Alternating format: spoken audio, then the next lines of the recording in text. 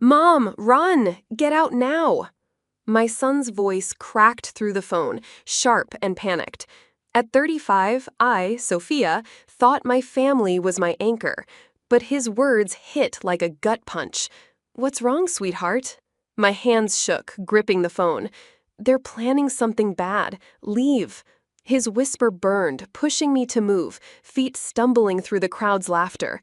If you're watching, share where you're from in the comments and hit that like button.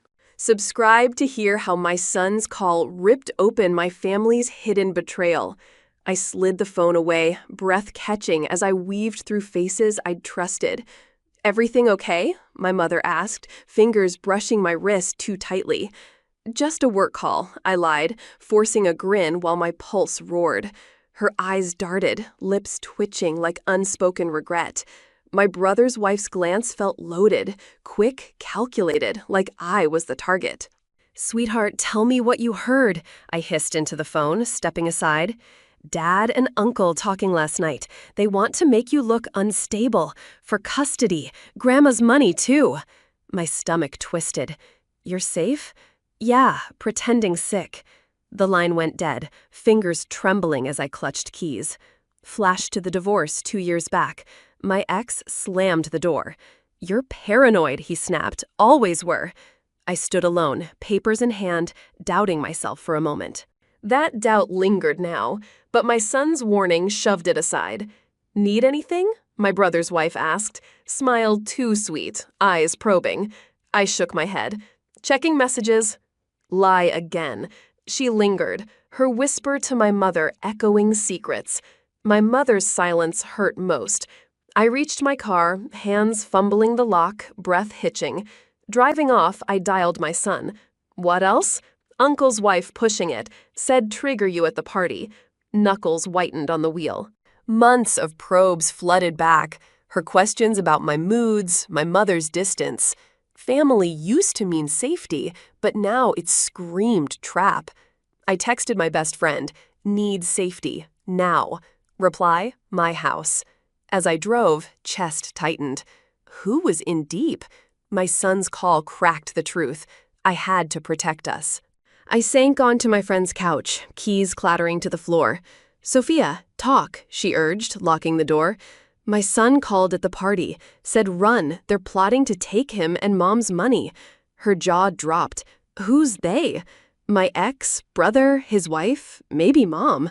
I rubbed my eyes, exhaustion hitting. "I'm scared. I'm not strong enough for this." She squeezed her shoulder.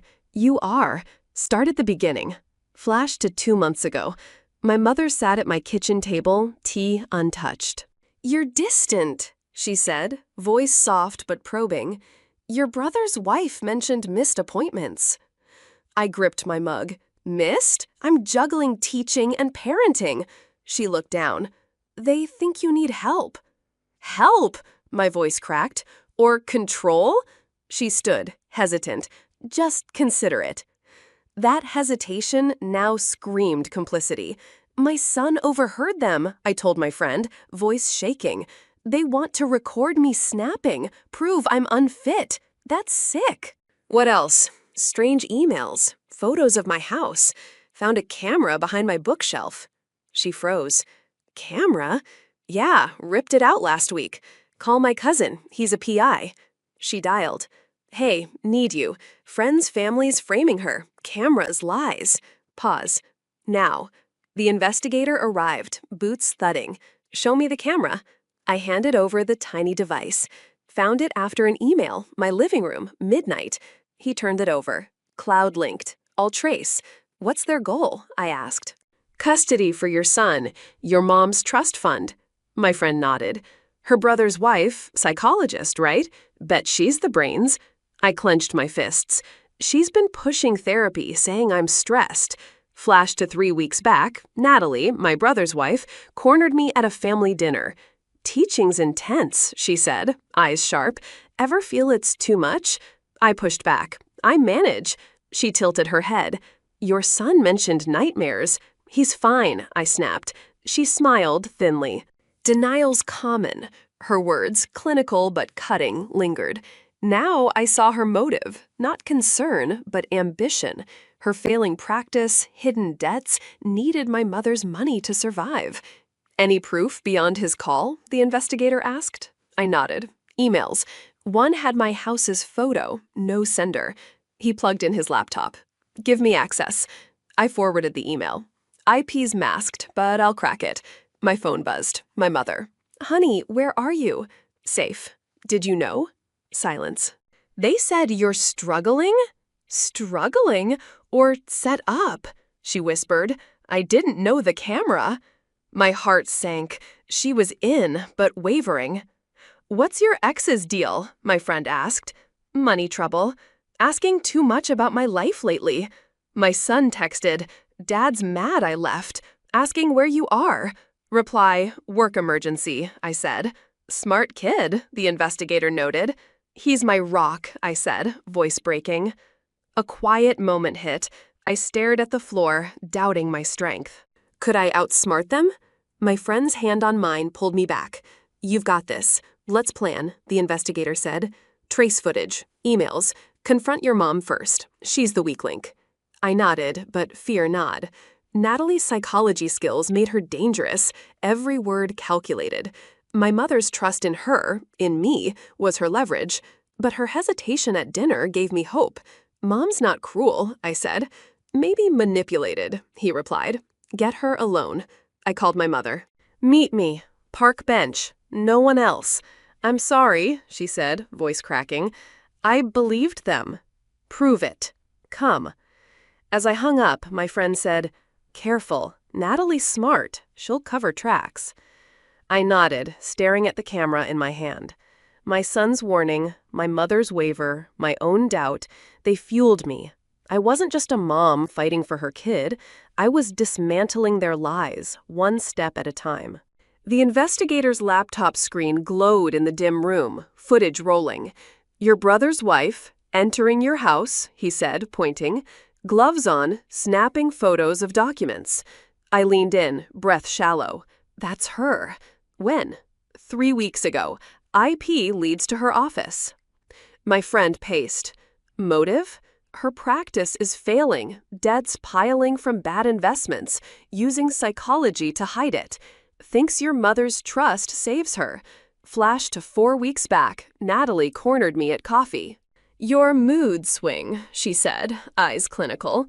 Therapy? I pushed my cup away. I'm fine. She leaned.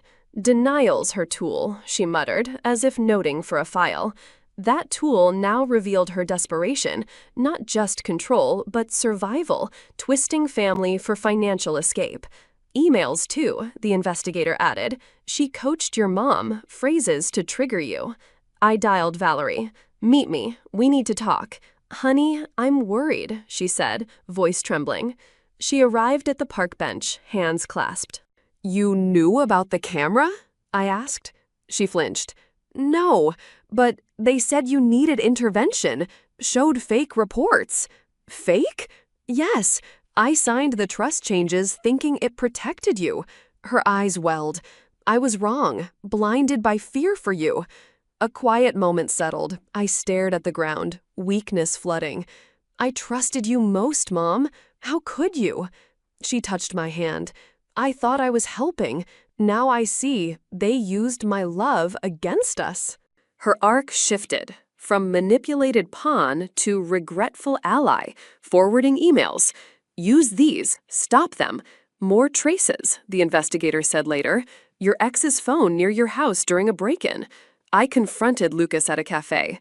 Admit it, I said, voice steady despite my shaking hands. He shifted. It was Natalie's idea. I'm drowning in rent, she said. Custody flips child support. And Alex? Better with me. I stood. You're done. He grabbed the table edge. Wait, but I walked, his plea echoing. Flash to last weekend, Lucas at drop-off. Alex mentioned your stress, he said. Need help? Alex tugged my hand. Dad, stop. That tug now strengthened me, but the memory brought a surge of doubt. Had I missed signs in my own exhaustion? Valerie called. Natalie's arguing with Travis, blaming me. Stay away, I said. I'm helping you, she insisted, voice firmer. Statement ready for your lawyer. The investigator nodded. Deleted notes recovered, her faking symptoms. I paused, reflecting in silence. Natalie's motive deepened, not greed alone, but fear of losing her facade, using mind games to mask failure. Confront Travis, my friend urged, with proof. At the bench, he approached, shoulders slumped. What do you want?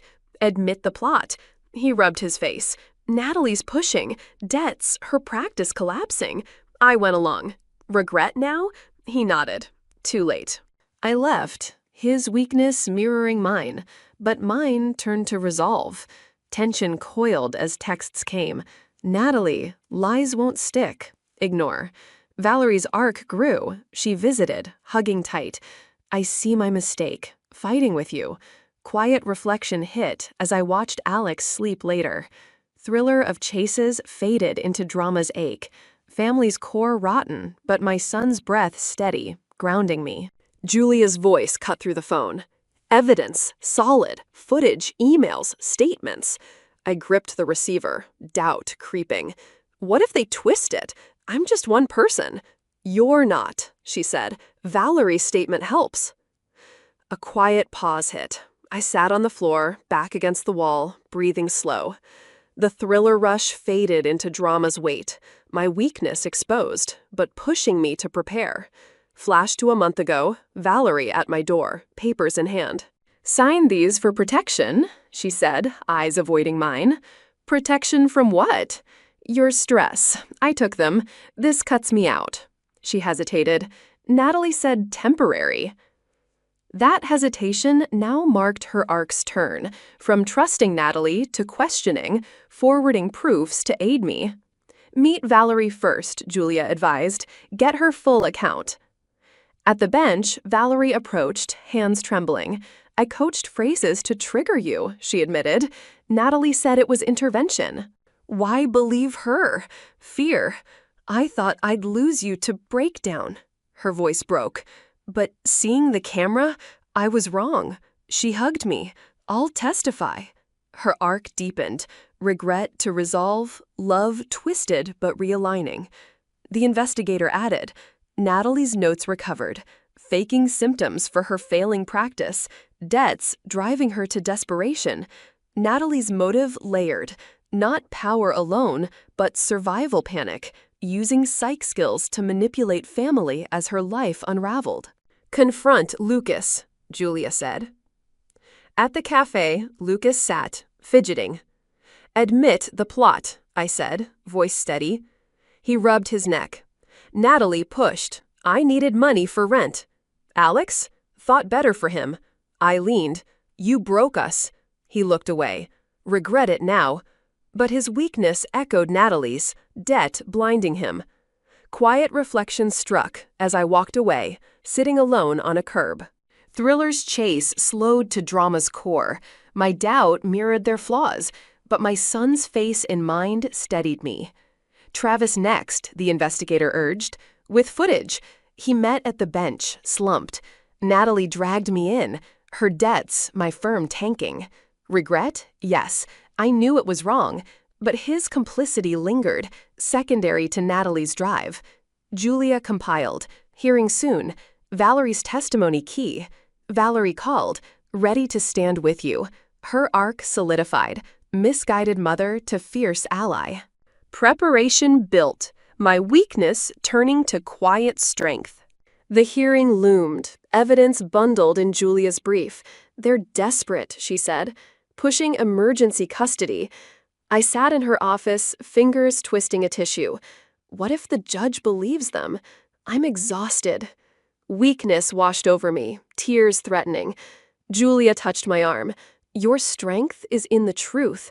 Valerie's testimony seals it. Flash to 2 weeks ago, Valerie at my safe spot, eyes red. I confronted Natalie, she said. She denied, but her voice shook. What'd she say? That debts drove her. Practice failing, needed my trust to rebuild life. Valerie's arc peaked. From regret to confrontation, her love turning protective. That shake now showed Natalie's crack. Motive layered in panic and self-preservation. Courtroom air thickened as we entered. Judge banged gavel. Evidence? Lucas's lawyer, respondent erratic. Julia Rose, conspiracy, footage, video played, Natalie planting camera. Lucas shifted, sweat beading. Irrelevant, his lawyer snapped. Motive central, judge ruled. Valerie testified first. I was coached to provoke her. Signed fakes thinking help. Cross? Worried? Yes, but manipulated. Natalie's debts blinded me. Her voice steady, arc complete, misguided to truth teller. Quiet moment hit as she stepped down. I squeezed her hand, our eyes meeting in shared pain. Natalie on stand. Concern only. Julia, explain camera. Welfare check? With gloves? Natalie faltered. I panicked. Practice collapsing, debts mounting. I thought control fixed it. Her admission cracked the facade. Motive raw. Fear of ruin, twisting family to survive. Thriller tension built in her tremble, drama in her broken gaze. Lucas cracked next. Her idea, he pointed at Natalie. Debt pushed me. Judge, order. But damage landed. Alex's counselor remote. Child overheard. Brave but hurt. I reflected silently, heart aching for him. The drama's core, his innocence amid betrayal. Judge recessed. Outside, Natalie approached. Misunderstood. No, I said, voice firm. You destroyed trust. She walked away, shoulders slumped. Back in, judge ruled. Petition denied. Orders issued. Bang. Lucas left, head down. Natalie glared, but silent. Quiet reflections struck in the hallway. I leaned against the wall, breathing deep. Thriller's climax faded to drama's resolve.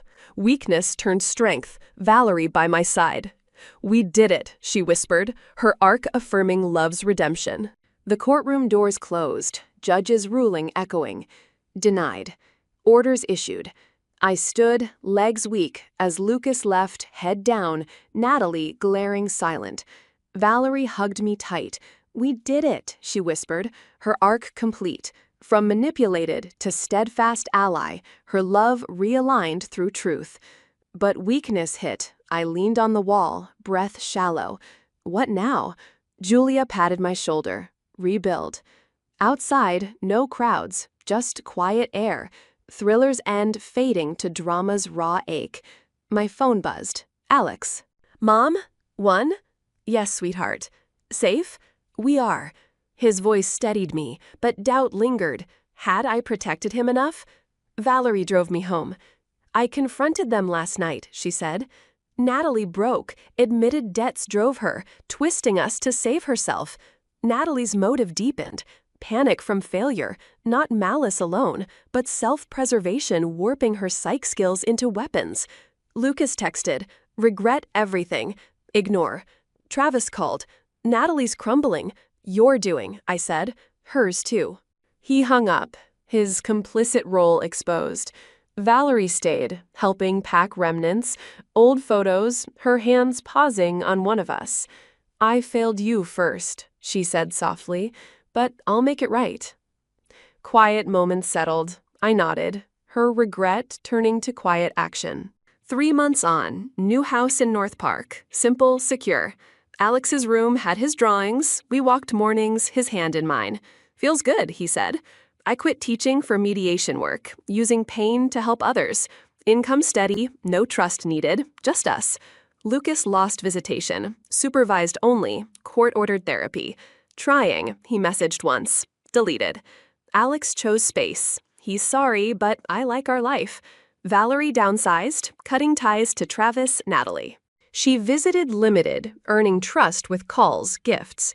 I see my blindness, she said at lunch. Fear made me weak.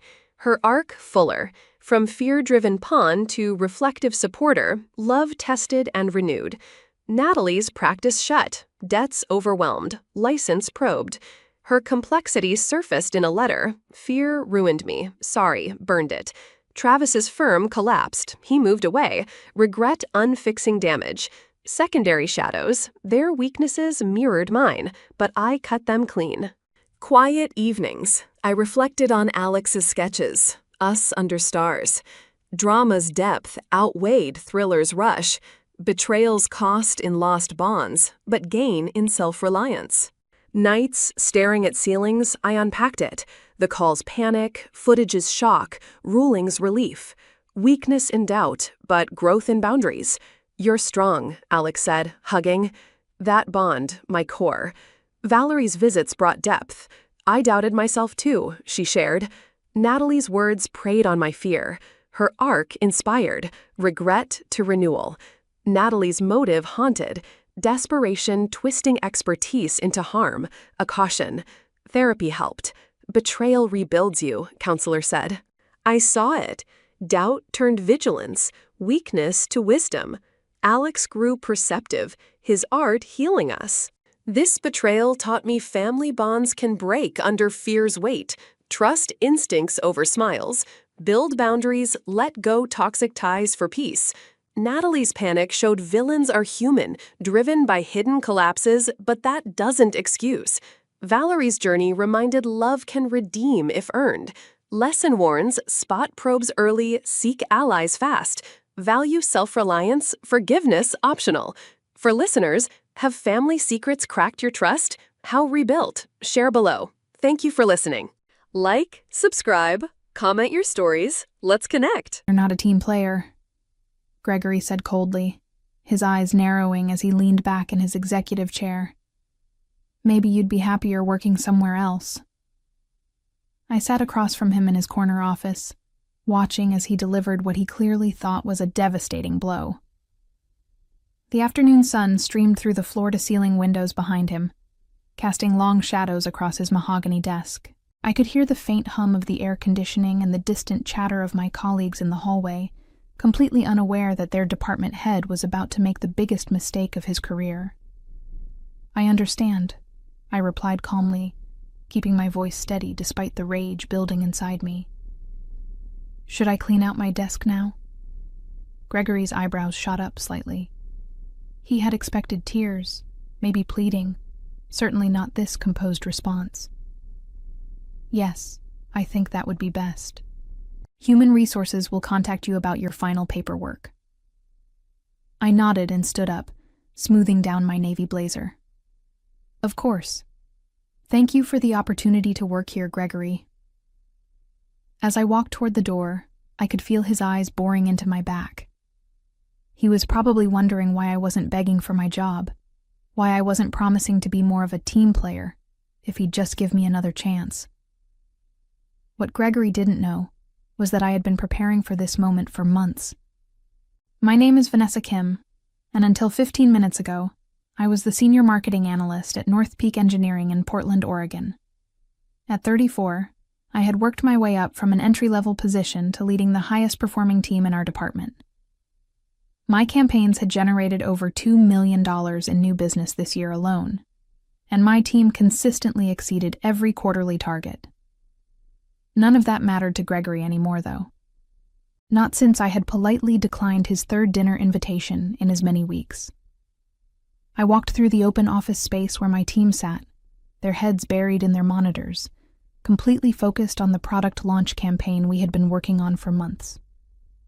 Jessica looked up from her computer as I passed her desk. "Hey, Vanessa, are we still on for the client presentation tomorrow?" she asked, her bright smile faltering when she saw my expression. "Actually, you'll need to coordinate with Gregory on that," I said softly. "I won't be here tomorrow." The confusion in her eyes was heartbreaking. My team trusted me, relied on me, and now they would be left to deal with the fallout of Gregory's decision. But there was nothing I could do about that now, except ensure that this never happened to anyone else. 6 months earlier, I had been thrilled to join North Peak Engineering. The company had a stellar reputation in the construction industry, designing everything from residential complexes to massive infrastructure projects. As someone who had always been passionate about marketing in the engineering sector, it felt like the perfect fit. Gregory had seemed professional during my interview process. He was 42, married with 2 teenage daughters, and had been with the company for 8 years. He spoke enthusiastically about the department's goals and seemed genuinely impressed with my background in technical marketing. I felt optimistic about working under his leadership The first few months were everything I had hoped for. My team and I developed a comprehensive digital marketing strategy that increased lead generation by 35%. I implemented new tracking systems that gave us unprecedented insight into our target demographics.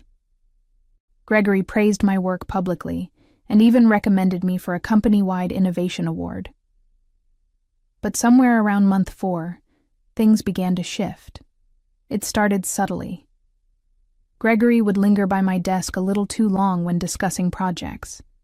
He began asking about my weekend plans and commenting on my appearance. "You look nice today, Vanessa," became a regular greeting, always delivered with a smile that made my skin crawl. I tried to brush it off initially. Maybe he was just being friendly. Maybe I was reading too much into innocent comments. I had dealt with overly familiar bosses before, and I knew how to maintain professional boundaries without creating workplace drama. The first dinner invitation came on a Friday afternoon in month 5. Gregory appeared at my desk just as I was packing up for the weekend. "Great work on the Morrison account presentation," he said, perching on the edge of my desk. "How about we celebrate with dinner tonight? I know a great Italian place downtown." I kept my response light, but firm. "That's very kind, but I have plans tonight. Thank you, though." His smile flickered for just a moment, before returning full force. "Of course. Maybe another time." I thought that would be the end of it. I was wrong. The invitations became more frequent, always framed as work-related celebrations or team-building opportunities. When I declined, Gregory's demeanor would shift slightly. He became more critical of my work, questioning decisions that he had previously praised. He started scheduling last-minute meetings that ran late, then suggesting we continue the conversation over dinner. My performance reviews remained stellar, but I could sense the change in our dynamic. Gregory was no longer seeing me as a valuable team member. He was seeing me as a challenge to overcome. The professional respect I had worked so hard to earn was evaporating, replaced by something that made me deeply uncomfortable. By month 6, I knew I needed to protect myself. That's when I started recording our conversations. The recording app on my phone became my lifeline. Every interaction with Gregory was documented, time-stamped, and stored securely in the cloud. I told myself I was being paranoid, that I would probably never need the recordings, but my instincts were screaming that something was very wrong with the situation. The breakthrough moment came 3 weeks ago during our quarterly performance review. Gregory had called me into his office to discuss my annual evaluation, which should have been a straightforward conversation about my achievements and goals for the following year. "Your numbers are impressive as always," Gregory said, scrolling through the report on his computer screen. "The team really responds well to your leadership style." "Thank you," I replied, relaxing slightly. Maybe I had been overthinking everything. Maybe we could get back to a normal working relationship. "In fact," Gregory continued, turning to face me with that familiar smile, "I think it's time we discussed your future here. There might be a promotion opportunity coming up in the next quarter." My heart skipped with excitement. A promotion would mean more responsibility, better pay, and validation of all the hard work I had put into building my career. That sounds wonderful. What would the role entail? Gregory leaned forward, his elbows on his desk. "Well, that depends on how committed you are to being part of the leadership team. It requires a lot of collaboration, relationship building, sometimes working closely together outside of normal office hours." The way he emphasized "closely together" sent a chill down my spine. I kept my expression neutral, but inside, alarm bells were ringing. "Of course," I said carefully, "I'm always willing to put in extra effort for important projects." "Excellent." Gregory's smile widened. "Why don't we start with dinner this Friday? We can discuss the details of the position, maybe talk about your long-term career goals." "I'm thinking somewhere nice. Maybe that French restaurant on Northwest 23rd Avenue. There it was, the quid pro quo that I had been dreading. A promotion dangled like a carrot, contingent on my willingness to blur the lines between professional and personal relationships. I appreciate the consideration, I said, my voice steady despite my racing heart. But I prefer to keep business discussions in the office. Perhaps we could schedule a meeting next week to go over the details. Gregory's expression darkened almost imperceptibly. Vanessa, successful people in this industry understand that relationships matter. Networking, building trust, showing that you're committed to the team. These things don't happen in conference rooms. I understand, I replied, but I'm not comfortable with dinner meetings. I hope you can respect that boundary. The silence stretched between us for what felt like an eternity. Gregory's jaw tightened, and when he finally spoke, his voice had lost all warmth. I see. Well, I suppose we'll have to reassess your fit for leadership roles here. That was the moment I knew my job was in jeopardy. The retaliation began almost immediately. Gregory started excluding me from high-level meetings that I had always attended. Important emails that should have been copied to me mysteriously went to other team members instead. Projects that had been mine for months were suddenly reassigned without explanation. My team noticed the changes, though they didn't understand the cause. Jessica approached me one afternoon, her brow furrowed with concern. Vanessa, is everything okay? Gregory said he's taking over the Henderson Industries presentation next week. I thought that was your project. I forced a smile, not wanting to drag my team into the toxic situation. Just some reshuffling of responsibilities, nothing to worry about. But privately, I was documenting everything.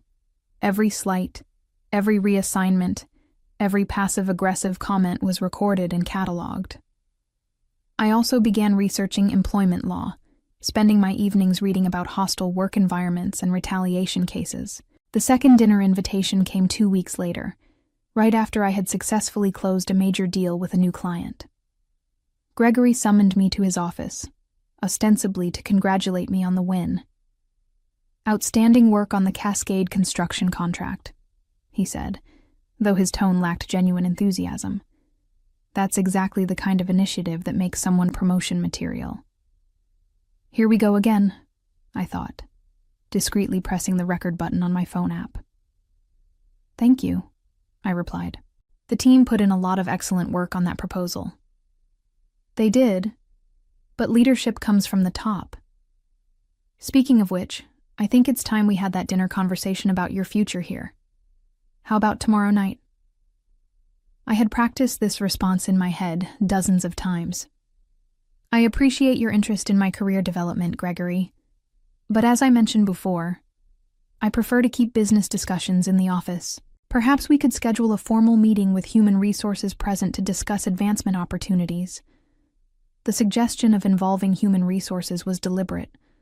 I wanted to see how he would react to the prospect of outside oversight. Gregory's mask slipped completely. His face flushed red, and his voice turned cold. Vanessa, I'm beginning to think you don't understand how things work here. This company values team players, people who are willing to go the extra mile to build relationships. If you're not interested in being part of that culture, maybe you should reconsider your career path. I'm very committed to my career, I said firmly. I just believe in maintaining professional boundaries. Professional boundaries, Gregory repeated, his tone mocking. That's an interesting way to describe being uncooperative. The conversation ended there, but I could see the wheels turning in Gregory's head. He was done with subtlety. The gloves were about to come off. Over the next week, my work environment became increasingly hostile. Gregory began micromanaging every aspect of my job, demanding detailed reports on tasks that had never required oversight before. He criticized presentations that had previously earned praise, finding fault with formatting and word choices that he had approved just days earlier. The most damaging incident occurred during a client meeting with Portland Metro Development. I had spent weeks preparing a comprehensive marketing strategy for their upcoming housing project, but when we sat down with their executive team, Gregory undermined me at every turn.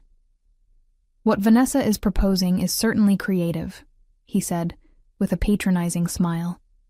"But I think we need to take a more conservative approach. Let me walk you through some alternative strategies." He proceeded to present a watered-down version of my original proposal, taking credit for the research and insights I had developed. The clients looked confused by the mixed messaging, and I could see our credibility slipping away in real time. After the meeting, I confronted Gregory privately. What just happened in there was unprofessional and damaging to our client relationship. Gregory's response was ice cold. What happened in there was leadership. Maybe if you spent less time worrying about boundaries and more time being a team player, you'd understand the difference. That night, I called my attorney. Margaret Chen? No, I caught myself before thinking her name. My attorney's name was Margaret Thompson, and she specialized in employment law. I had found her through a referral from a former colleague who had dealt with a similar situation at her previous job. When I called her office, her secretary scheduled an appointment for the following day. Margaret's office was in downtown Portland, occupying the 15th floor of a sleek glass building. She was a woman in her 50s with sharp eyes and an air of competence that immediately put me at ease. After I explained my situation and played several of the most damning recordings, she leaned back in her chair and nodded grimly. "You've done exactly the right thing by documenting everything," she said. "These recordings clearly establish a pattern of harassment and retaliation. The fact that he's tying your job security to personal dinner invitations is textbook quid pro quo harassment." "What are my options?" I asked, feeling a mixture of relief and apprehension. "We have several paths forward," Margaret explained. "You could file a complaint with the Equal Employment Opportunity Commission, pursue internal resolution through your company's Human Resources Department, or prepare for potential litigation if the situation escalates further." "What would you recommend?" Margaret considered this carefully. "Given that your supervisor has already begun retaliating against you professionally, I suspect this situation will continue to deteriorate. I'd recommend preparing for all possibilities while trying to protect your current position as long as possible." She was right, of course. When I returned to work the next day, the tension was palpable. Gregory barely acknowledged my presence during our morning department meeting, and when he did address me directly, his tone was dismissive and cold. The third dinner invitation came exactly 1 week later, and it would prove to be the final straw. I was working late, trying to catch up on projects that Gregory had unnecessarily complicated with his new micromanagement requirements. The office was nearly empty, with just a few dedicated employees scattered throughout the floor. When Gregory appeared at my desk at 7 p.m., I knew immediately what was coming. "Still here, Vanessa? That's dedication," he said, though his tone suggested he found my work ethic more annoying than admirable. "Just finishing up the quarterly reports," I replied, not looking up from my computer screen. "You know, this reminds me, we still haven't had that dinner conversation about your future here. Third time's the charm, right? How about we head out now and grab something at that steakhouse on Burnside?" This time I looked up and met his gaze directly. "Gregory, I've made it clear that I'm not interested in dinner meetings. I'd prefer to discuss my career development through official channels." His friendly facade cracked completely. "Official channels," he repeated with a bitter laugh. "Do you have any idea how this industry actually works? Do you think successful people get ahead by hiding behind policies and procedures?" "I think successful people get ahead through competence and hard work," I replied calmly, though my heart was racing. Gregory leaned down, placing his hands on my desk and bringing his face uncomfortably close to mine. "Let me be very clear, Vanessa. Your attitude problem is affecting your team's morale and this department's productivity. If you can't adjust your approach to collaboration, you might find that your skills aren't as valuable here as you think they are." The threat was unmistakable, and I had it all on recording. "I understand," I said quietly. But what Gregory didn't understand was that he had just handed me everything I needed to destroy him. The final confrontation happened on a Friday afternoon, exactly 3 weeks after my meeting with Margaret Thompson. I had spent those weeks meticulously documenting every interaction, every slight, every professional setback that could be traced back to my refusal to have dinner with Gregory. My team's morale was suffering under his increasingly erratic management style. He had begun questioning their work as well, apparently trying to build a case that my leadership was somehow infecting the entire department with attitude problems. Jessica had confided in me that she was considering looking for another job, and 2 other team members had expressed similar concerns.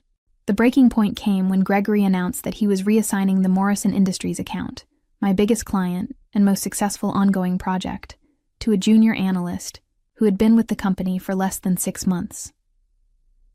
"I think Kevin could benefit from the exposure to high-level client management," Gregory announced during our team meeting, as if this decision made perfect sense.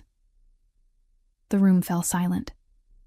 Everyone knew that the Morrison account was complex and required deep knowledge of their industry and specific needs. Reassigning it to Kevin wasn't just arbitrary. It was potentially damaging to the client relationship and the company's reputation. After the meeting, I requested a private conversation with Gregory. We went to his office and I closed the door behind us, making sure my phone was recording. "Gregory, I need to understand the reasoning behind reassigning the Morrison account," I began. "That client relationship has taken months to develop, and they specifically requested to continue working with me." Gregory didn't even pretend to have a legitimate business justification. "Vanessa, I've been very patient with your attitude, but I'm starting to question whether you're really committed to being part of this team." What specifically about my attitude concerns you?" I asked, keeping my voice professional. "You know exactly what I'm talking about. Your unwillingness to engage in the kind of relationship building that's essential in this business. Your insistence on maintaining unnecessary barriers between yourself and leadership." There it was, the clearest statement yet that my job performance was being judged based on my refusal to socialize with him outside of work. "Are you saying that my professional relationships should extend beyond office hours?" I asked, wanting to get his answer on record.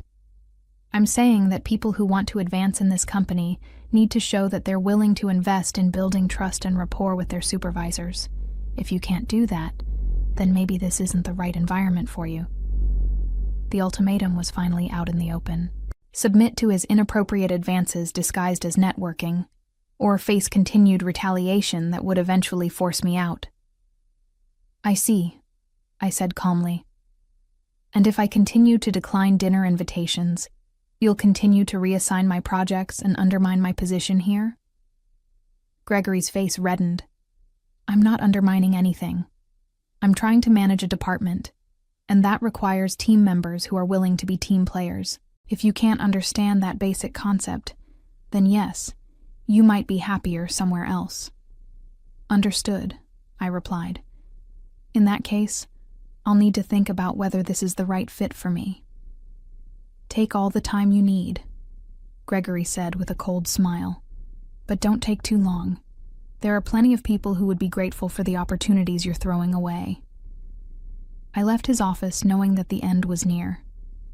Gregory had painted himself into a corner, and his next move was entirely predictable. I called Margaret Thompson and told her to prepare the paperwork. The termination notice came the following Monday morning.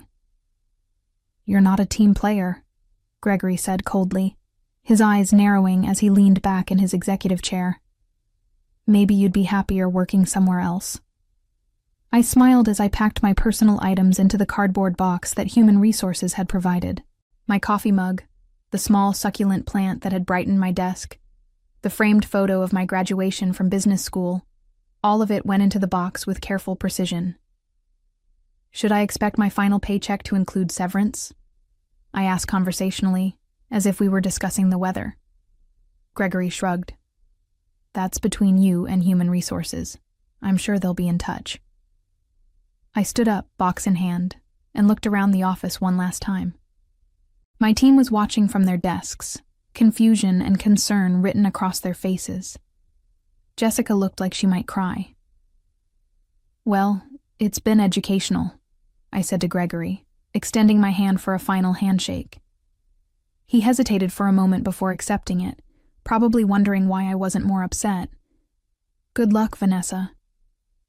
"Thank you," I replied. "I have a feeling I won't need it." As I walked through the office toward the elevator, I pulled out my phone and sent a single text message to Margaret Thompson. "It's done. He terminated me today at 2:30 p.m., exactly as we predicted." Her response came back immediately. "Perfect. I'll file the complaint first thing Monday morning. Are you ready for this?" I stepped into the elevator and pressed the button for the ground floor. More than ready. What Gregory didn't know was that I had 47 recordings of our interactions over the past 4 months. What he didn't know was that I had documented every instance of retaliation, every professional slight, every inappropriate comment. What he didn't know was that Margaret Thompson had already prepared a comprehensive complaint that would be filed with the Equal Employment Opportunity Commission and the Oregon Bureau of Labor and Industries simultaneously. Most importantly, what Gregory didn't know was that I had spent the past month quietly building relationships with former employees who had left the company under mysterious circumstances. The elevator doors opened, and I walked out into the Portland afternoon with a sense of anticipation that I hadn't felt in months. Monday morning arrived with a fury that Gregory never saw coming. I was sitting in a coffee shop downtown when my phone started buzzing with calls from unknown numbers. The first few went to voicemail, but by the 5th call, I decided to answer. "Vanessa, this is Todd Williams from Human Resources at North Peak. We need to schedule a meeting with you as soon as possible to discuss your departure from the company." I took a sip of my latte and smiled. "I'm afraid I'm not available for meetings this week. My attorney has advised me to direct all communications through her office." The silence on the other end of the line was telling. "Your attorney?" "Margaret Thompson at Thompson & Associates. I believe you'll be hearing from her shortly if you haven't already." I hung up and checked my email. Margaret had sent me a copy of the formal complaint she had filed that morning. 37 pages of detailed allegations, supported by time-stamped recordings and documentation that painted a clear picture of sexual harassment and retaliation.